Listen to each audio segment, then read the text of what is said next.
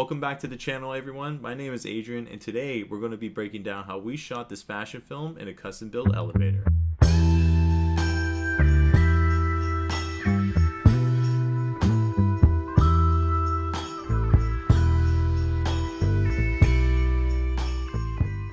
This fashion film was aimed to promote a new line of clothing called Mohair by Adidem Asterisks. The whole story entails two dudes who walk into an elevator and realize that they're wearing the exact same outfits. The tension of the whole situation starts to build as people start to enter the elevator and this series of weird events start to occur. The tension finally settles after everybody leaves the elevator and our two protagonists realize our outfits are pretty cool. If you haven't watched the video yet, go check it out. It's a really fun watch and I think you'll appreciate the breakdown that much more. We're going to be breaking this down into two sections: pre-production and cinematography.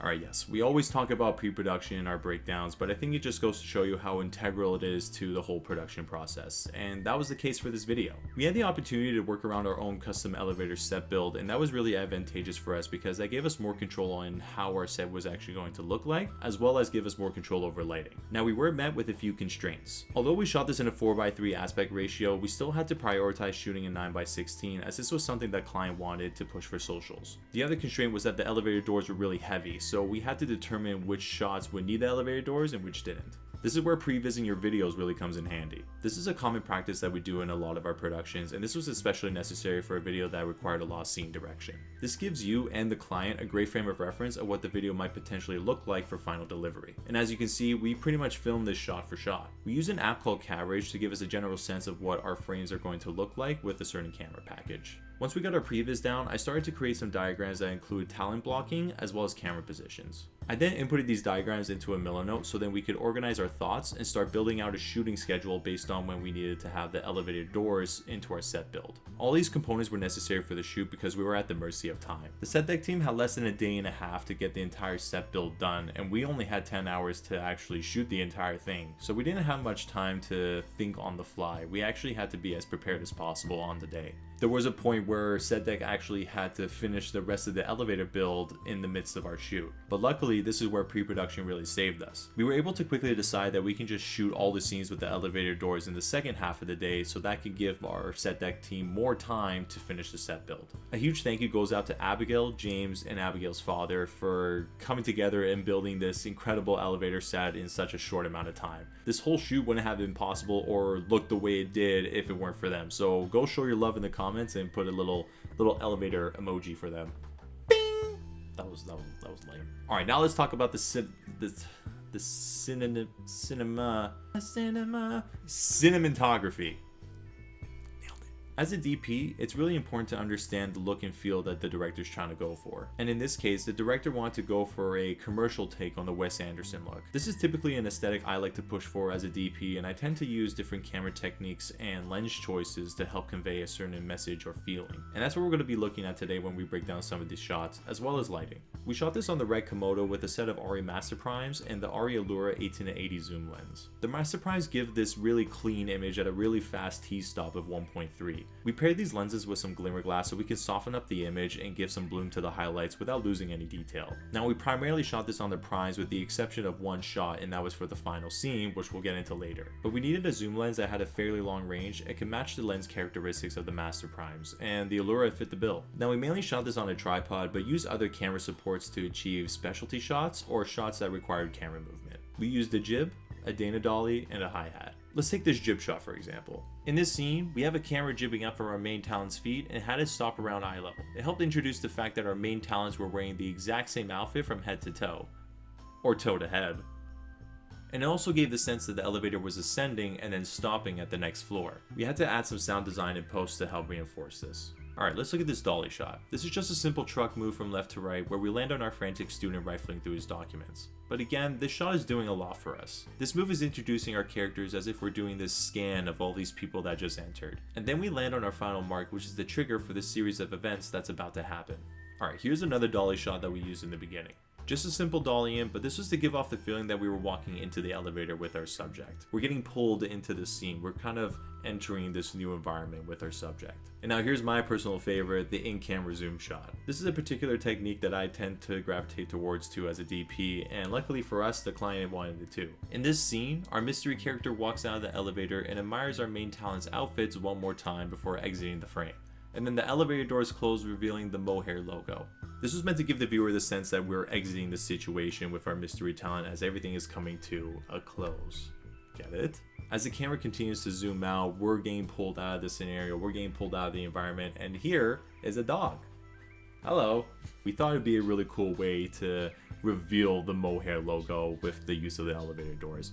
That was something we actually had placed at the very end, and kind of goes full circle about the whole situation of shooting with the elevator doors at the very end. And I think it was a really cool way to sort of close everything out. Alright, now let's get into lighting. Now overall, the lighting setup wasn't really complicated, as we only really needed to light one space. We wanted the lighting to feel natural to the environment, and when we think about elevators, light is usually coming from above us. So we wanted to create this soft top-down source that could light our space and our subjects. To achieve this, we used an Intelitech Mega Light Cloth and shot it through a 5x3 scrim diffuser with a honeycomb grid. This gave us this soft but directed source that we wanted. We had this rigged to a 10-foot pipe and had it mounted on triple risers and had it set right above the set build. Now the output lit our space really well, but we noticed that the top of our subjects' heads were really hot, so we had to flag in a 3x3 2-stop silk to mitigate that. This still gave us that nice top-down light that we wanted, but softened it on our subjects' heads. Now while this was our main light source, we still needed some pools of light to create some visual interest in our scenes. As part of the set build, we had a lamp fixed to each wall, which served as some nice practicals. We rigged them with some B7Cs and had them set to a tungsten hue so we could play into the warmness of the scene. We had some Titan tubes rigged above each lamp to help motivate our practicals, but we didn't end up using them all too much because we realized the B7Cs provided a sufficient amount of light to help create some contrast on our subjects, and this felt way more natural to the scene. We also had an Amaranth F22C that we flew in to help motivate our practicals in certain shots that we knew the B7Cs couldn't quite reach. And then we threw in a floppy or a bounce board in shots where we needed to add more shape or levels to our subject. Alright, let's go through a couple of examples of our lighting setup.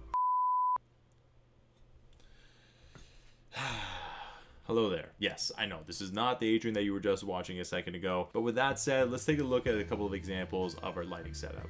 Alright, so here's our wide shot right here, and we're going to start with our top-down source. As you can see, it's providing levels all around our space as well as lighting our subjects.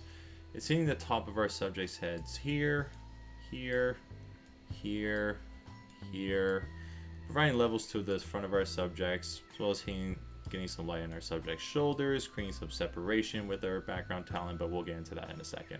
We had this set to a cooler color temperature because we wanted to create some color contrast between the subject and our space. As you can see, we have some orange, blue, and again some orange right here. So one thing that we realized about our space was the corners were looking a little flat. So what we did was we added a cutter in each corner, and this is creating some nice shape in the corners here. We're getting some nice darkness, and this is creating a little bit more depth. And if you really look at it, it almost looks like we're creating our own vignette, so it's helping draw our viewers' attention towards the scene rather than the space. Alright, now looking into our B7Cs, we're going to start with the one that's right front and center here, and right off the bat, it's just creating some nice dimension on our frame right here. We're getting some nice halation because of the glimmer glass, but what's really nice is it's creating this nice spotlight effect on our mystery subject or our mystery character right here. And what this is doing is kind of drawing the viewer's attention to the mystery character in the back, but in a very subtle way. We're not trying to draw the attention too much away from our main subjects, but kind of hinting that she has a role in this as well. Alright, next we have the B7C that's just sitting camera right and filling in our subject's fill side right here and contrasting with the top-down source that's hitting our subject on the left side. And then we have one more B7C that's sitting opposite of that wall and just acting as a hair light for our subject right here, just getting some nice shape. One issue that we ran into with the B7Cs was because they were sitting on opposite sides and shooting towards the middle, it was causing our subjects' faces to look really flat. So we needed some sort of key light to increase the contrast ratios and create a little bit more shape on our subjects. So we placed an Amaranth just camera right and had it shooting towards this direction, as you can see here and right here. We matched the color temperature of the Amaranth to the B7C so we can motivate this practical, and this just gave us a better contrast ratio. Instead of it just being a flat out 1, we had it at least like a 1:2, almost like a 1:4. Alright, now let's move on to this close-up wide of our talent. This is just a quick insert shot that plays for maybe about half a second, but this is arguably one of the most dynamic and visually captivating shots that we got on the day. Alright, starting with our top-down source, this is acting as a hair light and is hitting the top of our subject's head here, as well as the tip of his ear right here. And what this is doing is creating this checkerboard effect that you can see as we go from dark to light to dark to light and back to dark. This helps add more separation and depth to our scene by contrasting the light and making our subject pop a little bit more. Alright, now we're moving on to the B-70s, and we're going to start with the one that we see right here. Now while this was adding some visual interest to the background, it wasn't really doing much for our subject, so we used the Amaranth to help motivate this practical and had it shooting towards this direction right here. And this is just creating this nice fall that we see on our subject's face. But not only that, it's also creating this really nice catch light that you see in our subject's eye right here, almost like this little twinkle in his eye, and that's just giving our subject more life to his eyes. And now moving on to the B7C that we don't see in the frame, and that's just sitting right opposite of the B7C right over here. So similar to our wide shot, the B7C was filling in our subject's shadow side to a point where it was looking really flat. But one thing that we did like about it was adding this really nice orange tint, or this orange glow rather, to the side of the sunglasses as well as the logo. And this was creating some really nice color contrast between the sunglasses and the subject's head. So what we did here was we Hollywooded an 18x24 cutter and adjusted its position until we killed all the spill that was hitting the side of our subject's face, but still maintaining the orange glow that we see on our sunglasses right here, as well as the logo. This also gave us an extra stop of negative fill on our subject's shadow side so we can create some more shape as well as get an increase in contrast ratios. Alright, now that we got that breakdown out of the way, let's go back to the old Adrian. There are so many more unique aspects to the shoot that I would have loved to have covered, but if I did, this video would have gone on forever. So if there's anything that you liked in this video, or if you have any questions, feel free to leave it in the comments below. And if you're new to the channel, don't forget to hit that subscribe button. Thank you so much for watching, and we'll see you in the next one.